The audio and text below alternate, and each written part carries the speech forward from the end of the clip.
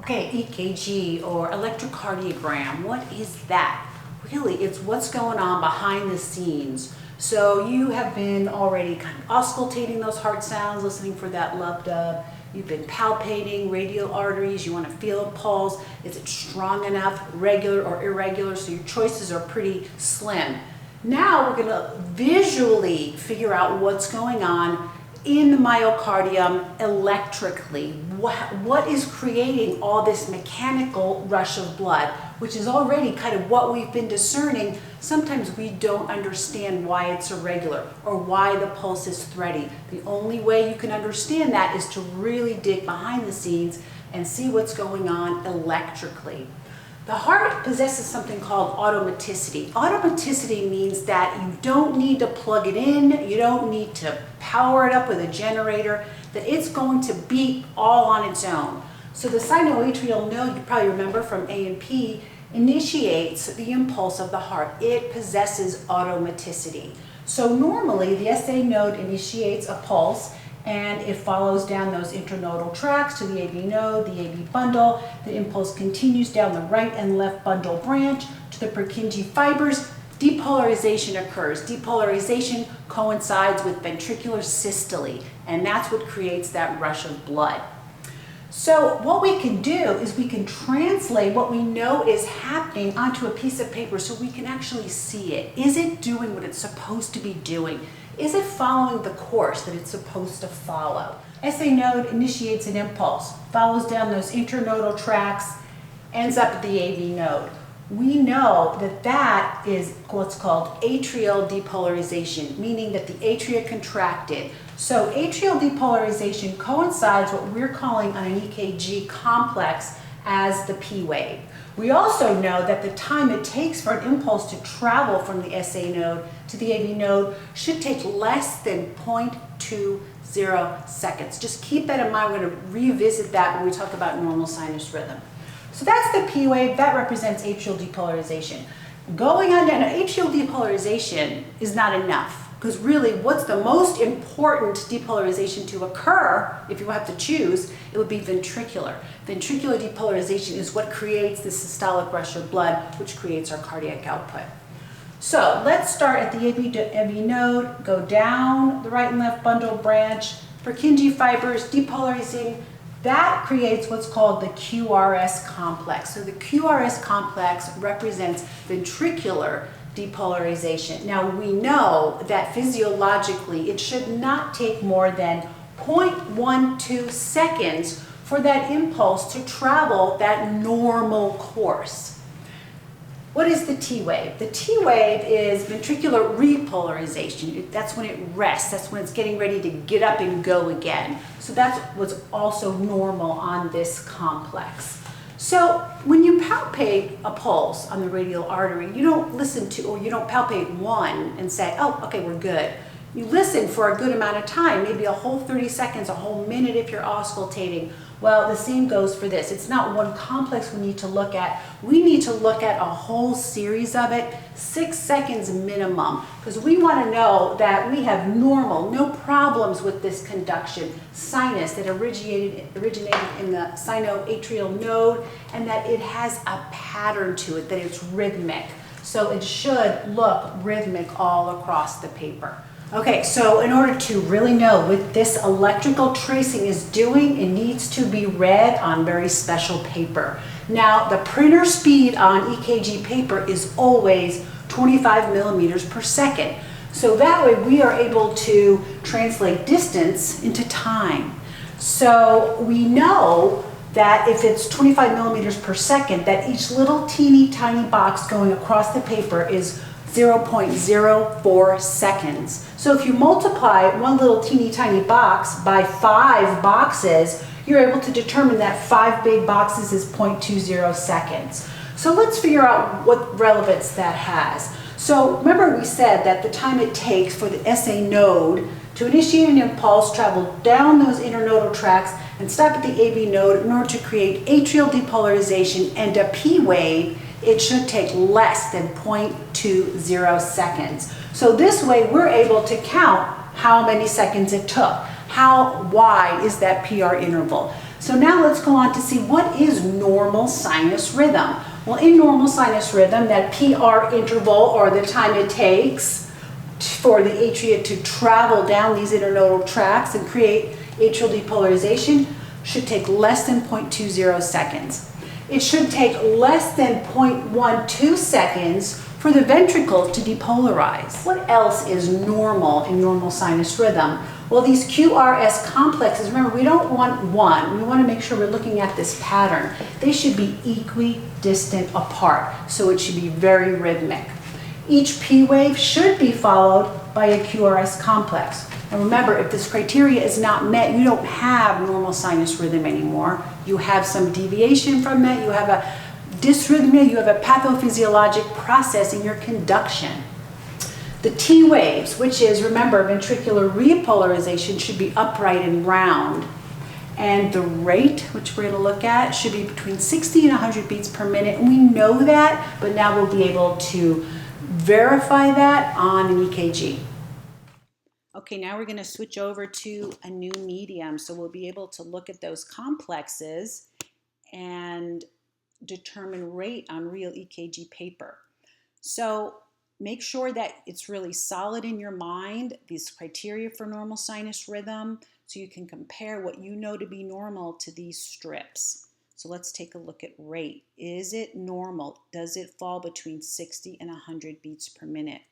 This first example, we're going to look at all the criteria: PR interval less than 0.20, QRS less than 0.12, T wave is upright and round, R to R intervals equidistant apart, but does it meet the criteria for 60 to 100 beats per minute?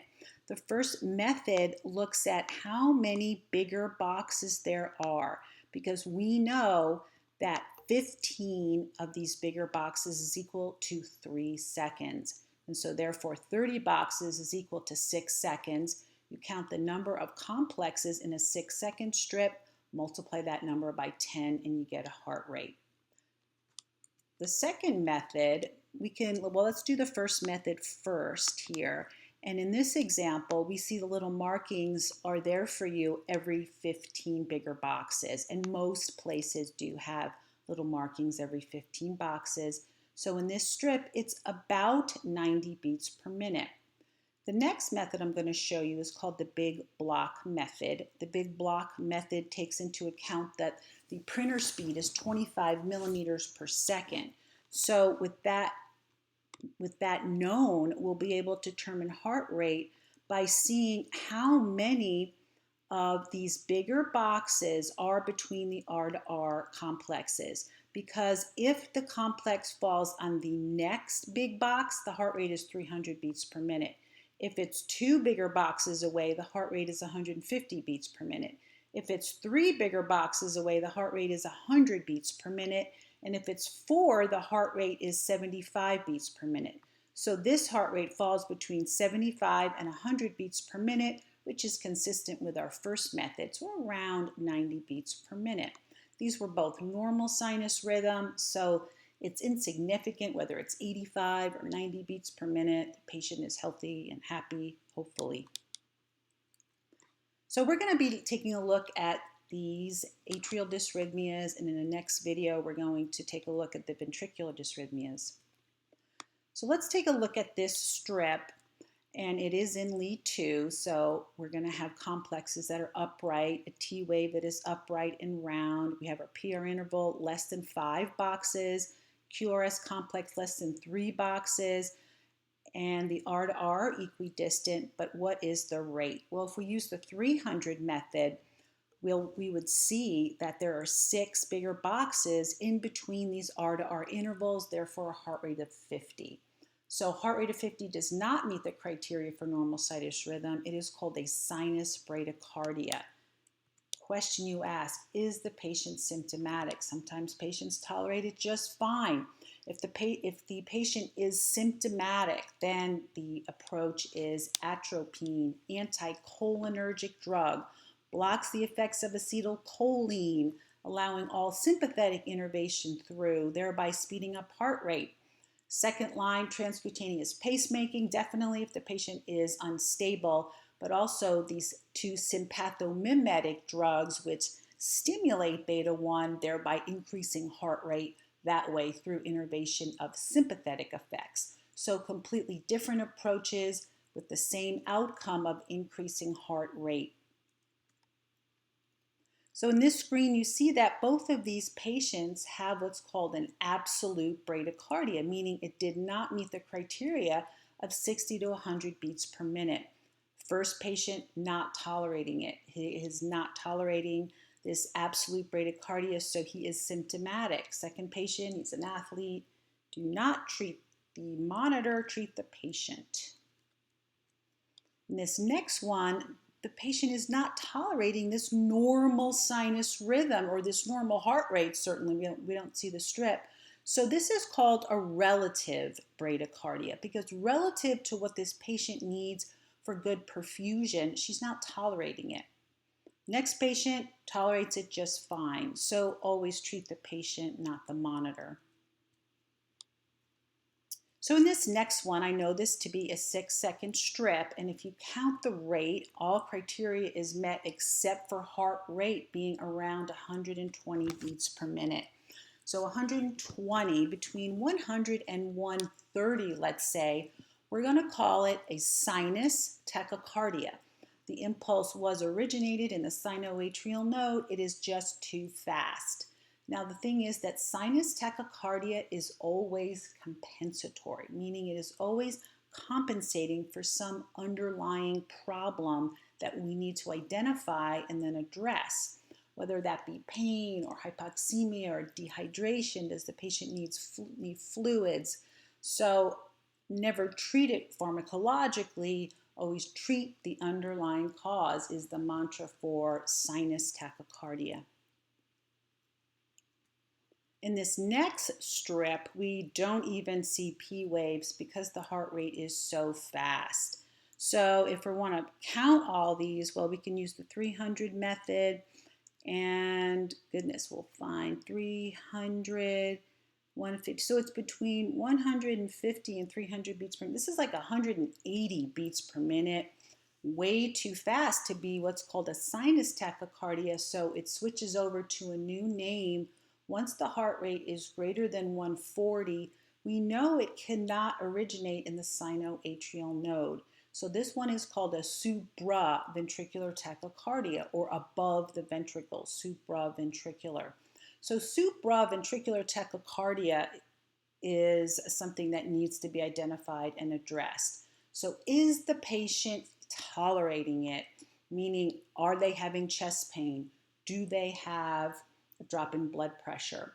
If the patient is not tolerating it, then we need to do what's called synchronized cardioversion, or break it with electricity. And we're going to compare synchronized cardioversion to defibrillation. So in synchronized cardioversion, you're going to apply electricity to the R wave. And I like to use the term synchronized cardioversion instead of just cardioversion, because that reminds me that it's synchronized to the patient's underlying rhythm. So it has to detect and it has to look at the underlying rhythm before it applies electricity. So on your defibrillator or your cardioverter, the synchronized button needs to be pressed. So in synchronized cardioversion versus defibrillation, you have more time. So certainly a consent can be signed, the patient can be pre-medicated. Also, the electricity, the joules that we apply to the patient is going to be less. So it can be high, like 200, but you can start lower in order to,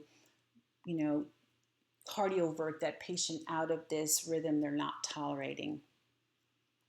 In defibrillation, the patient has a pulseless rhythm. So there is no synchronization that's occurring. There is no underlying rhythm that's being sensed with defibrillation. A higher number of joules is going to be applied, 200 joules of a biphasic defibrillator.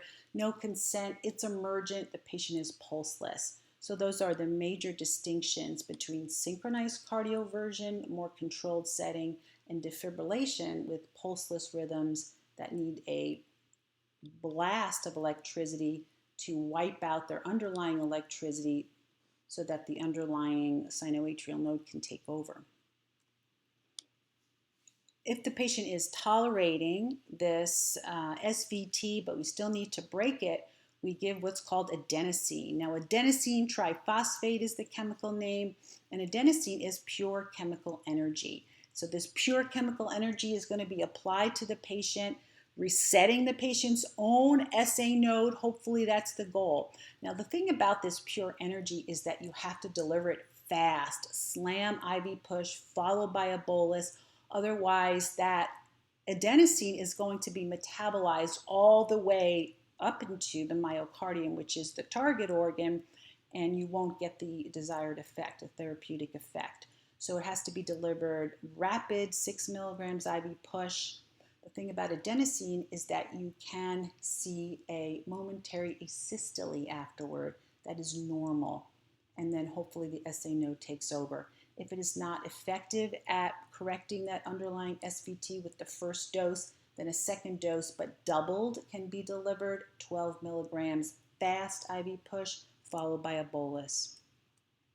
Let's look at this next rhythm, atrial fibrillation. So instead of a nice synchronized SA node, followed down those internodal tracts, causing a nice systolic ejection of blood, in atrial fibrillation, you have chaotic firing of impulses in the atria, and it's creating a quivering in the atria.